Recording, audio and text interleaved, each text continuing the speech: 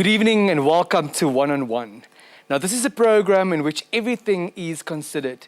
A program dedicated to bringing you newsmakers, movers and shakers who are making the news and who are in the news themselves. My guest tonight is Mr. Harald Hecht, Chairman of the Forum of German-Speaking Namibians. Good evening, sir, and welcome to One on One. Good evening, Mr. Kisting. I really appreciate the platform and thank you very much for the invitation. Mr. Hecht, the Forum for German-Speaking Namibians was founded barely 6 months ago. Now, the question is, what is the essence of this forum? What exactly is its purpose? Okay, I have to go back a little bit. There have been talks already since August 2019 by members of the German-speaking community in Swakopmund and also in Windhoek that we need to form a platform where we gather the opinions of the German-speaking community of Namibia and where we ultimately engage in dialogue with all Namibians. There have also been calls from prominent politicians, none other than the former President Hifikepunye Pohamba, who said the Germans are a tribe without a chief, and Hage Geingob, our current President, His Excellency Hage Geingob, has repeatedly called on all Namibians to become and take up their rightful positions in the Namibian House. So we are basically acceding to these calls, and also we realize that there has been a vacuum. The last political organization, if I can call it that the German-speaking Namibians had was the Interessengemeinschaft Deutschsprachiger Südwester, which had just one sole aim, and that is to bring about independence to Namibia. And when that was peacefully achieved in 1991, that organization was disbanded. So for 30 years, we've been actually voiceless, but at the same time, we realized that we've been instrumental, in the private sector, in commerce as such. And as such, we see a specific civil responsibility to become engaged for a better Namibia, yes, sir. For keeping the peace and stability in Namibia.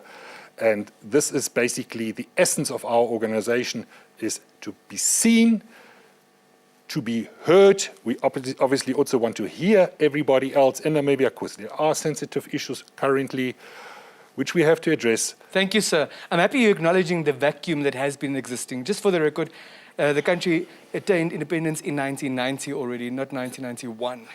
Some are of the view that German-speaking Namibians have been absent for such a long time, not present in most activities of the country. Is that also your view thus? That's also our view. Yes, we realized, we acknowledged that independence was 1990, but what I said is that former body dissolved shortly after independence in 1991. So yes, the vacuum has been there for a good 30 years. And we realized that. That was unanimous. All the members that took part in establishing the forum, whether it be in Windhoek or in Swakop, and ultimately we decided on one joint body, the Forum of German-speaking Namibians. We were unanimous that we need to be visible, we need to be heard, we need to engage. We can't just sit back in our comfort zone and enjoy the peace and stability of Namibia and carry on with our economic activities. We've got to give something back into the country. What do you attribute the long-standing absence to?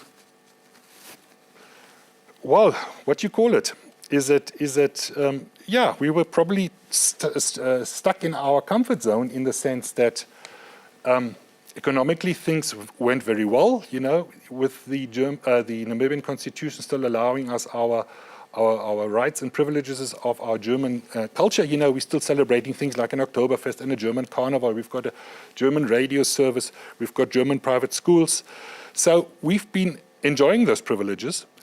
And then one also has to say that the first 20-25 years of independence were really very stable. But already before the establishment of the forum in the last 3-4 years, we've had economic challenges, okay? And a lot of our youth are going for further their education in Europe or South Africa or overseas for that matter, and do not necessarily return. So we see a little bit of a brain drain because there might not be the future that they expect. Is it your observation that things are no longer stable, as you called it? No, I'm not saying that. I think I say that things are still very stable, and we really appreciate it. But I think we got to invest more goodwill into the relationships of all our brothers and sisters in Namibia, all the ethnic tribes, all the various realities that we've got in this country.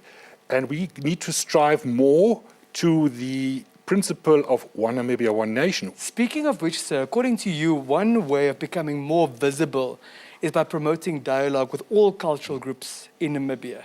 Was this decision to get involved perhaps prompted by the recent offer from Germany to Namibia? Do you intend to capitalize on the reparations? I wouldn't like to take the word capitalize. I wouldn't like to use that, but definitely we've become more known, and the joint declaration that was signed on 15 May, just 3 weeks after our forum was established, obviously has prompted us that we've become more visible overnight, that people are seeking conversations with us and interviews with us. But I must say the forum already started seeing the need in August 2019, and at that time the conclusion of the genocide matter was not really on the cards, but we knew that one day it would become a topic, definitely. In an interview not too long ago, sir, you mentioned, and I quote, that this forum intends to reduce the gap of structural inequality in the country. What exactly do you mean by this, bearing in mind that some are of the view that the structural inequality referred to by you was brought about by colonial masters like Germany in the first instance? Germany in the first instance? Then we had apartheid, and now we've had 30 years of independence and various consequences flowing from these three eras. I'm the first one to confess that the German-speaking community of Namibia is privileged. Now, from a human point of view, what do I do with these privileges? What saddens me is that the Gini coefficient seems to be growing and the gap seems to be widening every year when the statistics are being released. The level of poverty in this country seems to increase. There's been a statistic revealed that the level of poverty has increased by 20% over the last 5 years. Now, COVID-19 has accelerated this whole unfortunate sequence of events, and I am of the firm conviction that in order to keep the social peace in this country, we got to acknowledge the facts. And the facts are that the inequalities are overwhelmingly structurally related, and we need to address them.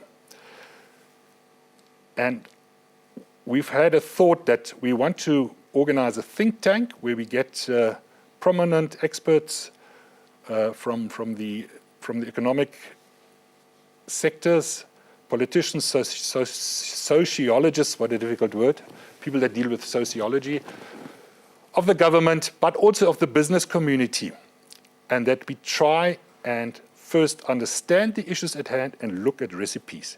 You know, if you've got a blood loss, you must do something instantly to stop the blood loss. And then after that, you must look at how do I prevent a blood loss in the first place. Okay? Currently, we've got a blood loss. The blood loss is the poor people, people with inadequate housing. So Namibia's independence has been good to a lot of people, but not everybody's been a winner. Mr. Hecht, before we take a brief break, you shared with us earlier that the talks for the forum had been ongoing for a while, long before it's coming into being in 2021. Would you say that German-speaking Namibians were involved in the negotiations for the reparations in any way? Now, I can categorically state that none of the German-speaking community of Namibia was directly involved in the talks.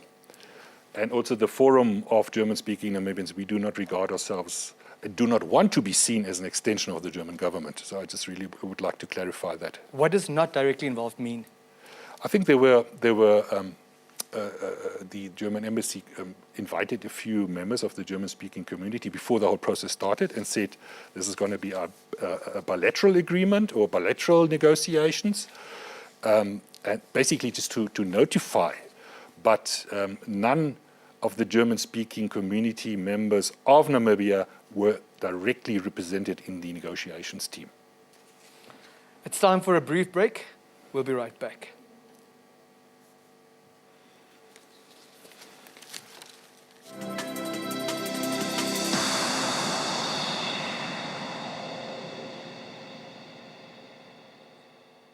Welcome back. This is your weekly dose of one-on-one with me, Denver Kisting.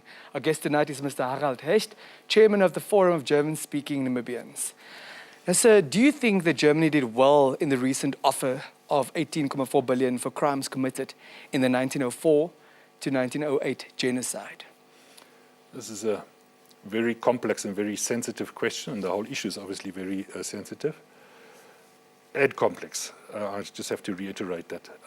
Now, let's leave the monetary part maybe aside, but it's not that I'm dodging my responsibility. We can talk about the monetary part because I'm an accountant. I've got my own views on that. But basically, what we've achieved in the joint declaration is that three things, which I think are key answers to the resolution that the late Paramount Chief Gwama Riroako, when he lodged the motion in 2006 in the National Assembly. And the three key objectives have been achieved in the sense that Germany acknowledges that it is a genocide from today's perspective. They are offering an apology. And thirdly, they are offering financial compensation. They are not using the word reparation. Now, if you look at the amount, to get back to your actual question, of 1.1 billion euros, which at today's exchange rate is 18 billion Namibian dollars, as has been quoted rightfully in the press, it is very difficult to judge that amount, because how do you quantify a human life? Can you ever make good financially the damages that have been inflicted to the affected and the victimized communities? The biggest problem that I've got, and the amount seems to be rejected by everybody in Namibia, even our government of the day has rejected the financial offer. But there is... While talks remain underway. While talks remain underway, and there's a big hope being placed in Namibia that Germany might improve later, okay, depending on the process, on the way it's implemented. The big problem that I've got personally in being an accountant is by spreading that amount over 30 years, the effect per year could obviously be reduced.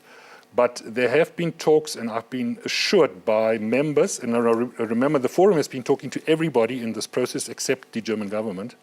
Maybe we will still have the opportunity to talk to them, but currently we have not engaged with them. But members of the Namibian negotiation team have assured us that the bulk of that amount will take place in the first 5 years, so that one can see the effect relatively quickly. And I'm happy to say that the German chief negotiator, Mr. Ruprecht Polenz, was quoted in social media. He had an interview with the German prominent magazine Der Spiegel, who pick up a lot of political scandals in Germany. They are instrumental in the German political scene, whereby he also said that the majority of the funds would flow in the first few years. Because if you take a really straight line over 30 years, it takes a whole generation to benefit from this thing. And I think in order to reconcile the German-speaking community and the Herero and Nama-speaking communities of Namibia, we need to see the effects and the benefits of that financial compensation package to flow quickly. We'll get to that in a slight bit. I just want to take you back to the three goals that were achieved according to you. One is the purported acknowledgement of a genocide from today's perspective. That phrase in itself is also problematic. It's problematic and it's highly controversial, and I can't speak on behalf of the German government, but I think they are relying on the fact that the genocide declaration, I haven't got the right word now, that the United Nations declaration on the genocide was signed in 1948 or 1949. And these unfortunate events that we are talking about now were obviously way before that.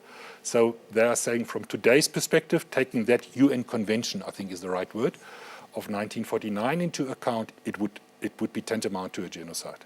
But the events were no less a genocide then as they are now. Yes, correct. Now, some opposition parties, as well as descendants of the genocide, have outrightly rejected the offer, as you also referred to earlier. Do you believe that their concerns are valid, seeing that many of them still live in abject poverty today? Once again, very difficult question. There have been various reactions to this whole contentious issue. The one was that certain members of the affected communities opted for litigation. Now, if you opt for litigation, it's very difficult to subsequently join a process of negotiation. And we know that certain members of the affected communities, I'm not saying all, certain members of the affected communities through certain representatives took part in the negotiation process. And you may also not disregard the fact that the chief negotiator for Namibia was the late Dr. Z. Ngabirwa, who was, from what I remember in 2015, applauded and congratulated for his appointment by everybody in the Ovo Herero community, because he was a very respected politician. May his soul rest in peace. So I think that is the assumption or the perception that Germany made when they went into these negotiations, is that it was a bilateral negotiation process, and each bilateral party, the Federal Republic of Germany and the Republic of Namibia, had their prerogative of constituting their own negotiation parties, or the teams of the negotiation party. So yes, I think it is a fact of life that a lot of the affected communities feel underrepresented, but they are also underrepresented in the National Assembly, for starters, because of their smaller numbers that they represent. Another fact of life, Mr. Hecht, is that some are of the view that this joint declaration was in fact the joke of the century. What do you make of that contention? Yeah, joke of the century depends on the expectations that you've got. You know, if you've packed certain expectations on the outcome, and the outcome is far less than what you've expected, and you've sensitized your supporters that they can expect a lot of a bigger financial or monetary reward, then obviously the outcome is disappointing. But I must say, there have also been talks of people that are satisfied with the outcome, and maybe they are not as loud and as vocal as the others that reject it. But I must also say that the whole process took place 6 years, and there have also been talks from Germany that, you know, they will not renegotiate on the matter. So what do you take of this? Do you take the 1.1 billion euros that is on the table, or do you just disregard it? Then also we've had talks from the Forum of German-speaking Namibians with people in favor of the agreement, but obviously also with people that are against the agreement. Now, given these two schools of thought, sir, yes, what would you as a forum like to see for the future of these talks? From the forum's perspective. That we can look at finding the best common denominator. Everyone is happy, Germany is happy, Namibia is happy, the affected communities are happy, and that we can move forward and that we can start the dialogue of reconciliation.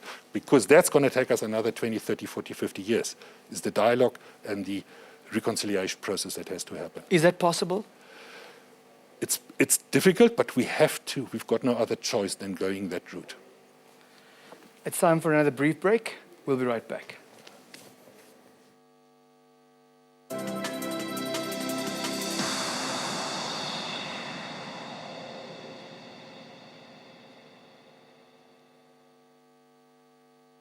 Welcome back. This is your weekly dose of One-on-One with me, Den Bekisting. Our guest tonight, Mr. Harald Hecht, Chairman, Forum of the German-Speaking Namibians.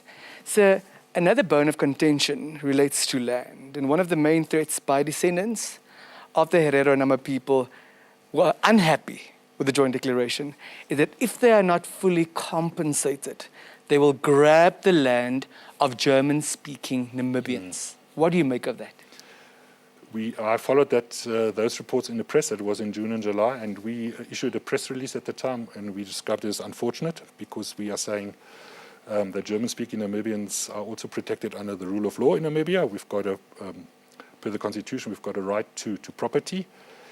But lately, we have not heard those threats, or they have not been as vocal as they were in June, July. Yes, it's obviously a big point of concern to the German-speaking community of Namibia, and in particular the farming community. What are you doing about the concern? We are trying to discuss this matter first within the German-speaking community to get their views. Okay. Now, a lot of the farming community in Namibia have been very hesitant in joining the forum for whatever reason. Maybe the COVID factor in June, July was also such that people were had other priorities at the time. But I must say, lately we've been contacted by members of the German-speaking farming community who want to sit down with us, and this is actually what we welcome. We want to have a representative forum of all the German-speaking community members of Namibia, and then we will look at finding solutions to all these sensitive issues. Speaking about becoming a representative community, how many members do you have at the moment? We've got 140 members, but bearing in mind that we started on our inaugural meeting was on 22 April 2021, so it's currently close to 6 months ago, but then we had a big interruption due to COVID-19 in June and July. 140. So how big is the German-speaking community in Namibia? That is also a difficult question, because you've got a lot of people that have got German as a foreign language and then German mother tongue. I think at independence the figure stood at around 25,000. It's currently been reduced to probably around 15,000 German-speaking members in Namibia. There is a notion that the willing buyer, willing seller principle as far as it relates to land has not been very successful. What is your take on that, sir? Yes, that is... Look, I must say that after independence, there has also been a lot of change in the ownership complexity or structure of farms. A lot of former previously disadvantaged members or politicians, for that matter, have been able to buy commercial land. So the German dominance in the farmland has already been slightly reduced since independence. But obviously, if you look at the typical commercial farmland, the German-speaking community still very much actively and probably owns the majority of that. The willing buyer, willing seller principle, I'm not sure whether there's an alternative to that. And if so, one would have to address the consequences of that. And now we've had 2 land conferences, and I think the last one was October 2018. So we've got resettlement farms. Some of them are working well, some of them are not working so well. And I think the government has rightfully changed the laws that foreign ownership is becoming very limited. So the absentee landlords that are sitting in Germany, sometimes CEOs of big family companies that have just got a farm for pleasure, basically, in Namibia, that has basically been ironed out through legislation. That is very difficult to buy farmland now. From that point of view. So I think over time we will see a better balanced ownership of commercial farmland. We've not seen it thus far. And hearing you say that there aren't any alternatives to the willing buyer, willing seller principle, how can we expedite land reform? By making more money available from the government side. And by changing the laws, which we've done. As I mentioned, that the German absentee landlords are no more a real factor. There are still some of them that are still part of existing structures, but over time it will become difficult for a German national to buy a farmland in Namibia. Okay, and the local German-speaking Namibians, you may not forget, are also actually part and parcel of Namibia. I mean, if I take my family as an example, I'm in the 4th generation living in Namibia, and my grandchild that was born a week ago is now the 6th generation. So it's not that we've moved into Namibia 30 years ago and just taking advantage of our commercial and financial means. So that is also a reality that you have to consider. Why are you saying that there are no alternatives to that principle? Because our right to property is guaranteed in terms of our constitution.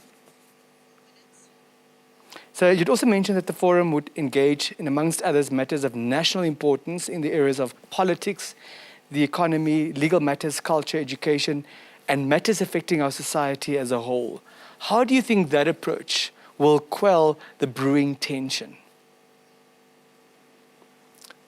First and foremost, we need to get the trust within the German-speaking community, gather their views in Namibia, and then start with the dialogue process. We've started that. As I said, as far as the genocide topic was concerned, we've spoken to members that were unhappy with the arrangements and with members that were part of the negotiation team.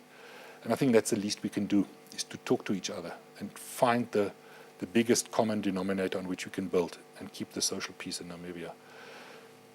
It's obviously a daunting task, and it requires a certain level of tolerance from all parties involved. Returning to those negotiations, would you agree that all of those negotiations, the purported apology as well as the purported reparations, took a very long time, in fact, over 100 years, for Germany to acknowledge what had happened. Is that also your view?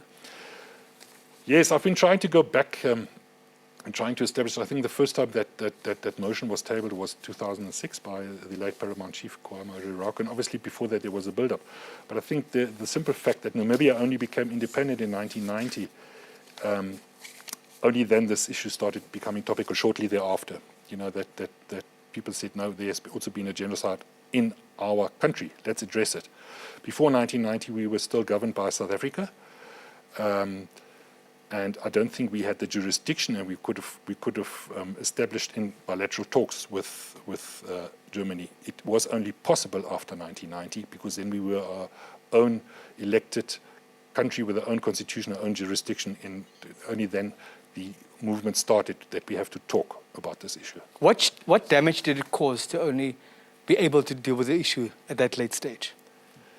You see, that is the problem that we've got as German-speaking Namibians in our beautiful country. We are here to stay, and we want to keep the social peace. I'm saying it for the third time tonight, but it is so important because we've got no other home. We want to stay in this country just as much as every other Namibian, and there are wounds.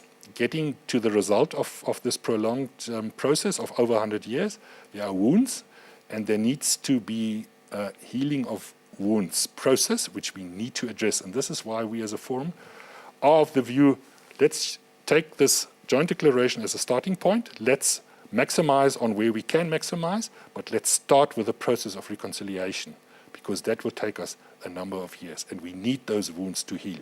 As we wrap up, how would that healing look like in practice? Well, that is something that we have to discuss. We have to sit with the affected communities. We have to become visible. A lot of German-speaking members of the Namibian community are already involved in a lot of projects for the betterment of Namibia. The German-speaking community, through the common German language, is in a position to bring investors to this country, to promote Namibia as an investor-friendly country, to establish Namibia as an attractive business location. All these things are also ultimately then in the national interest. And I said it earlier, the national reconciliation slogan of One Namibia, One Nation is what we need to focus on again. What do you regard as the national interest, Mr. Hecht? The national interest is that we close the Gini coefficient, that we provide housing to all Namibians, that all Namibians can lead a decent life with a roof over their heads, and that we can eradicate poverty in this country once and for all. Thank you. Thank you very much. And that concludes this week's edition of One on One. Good night.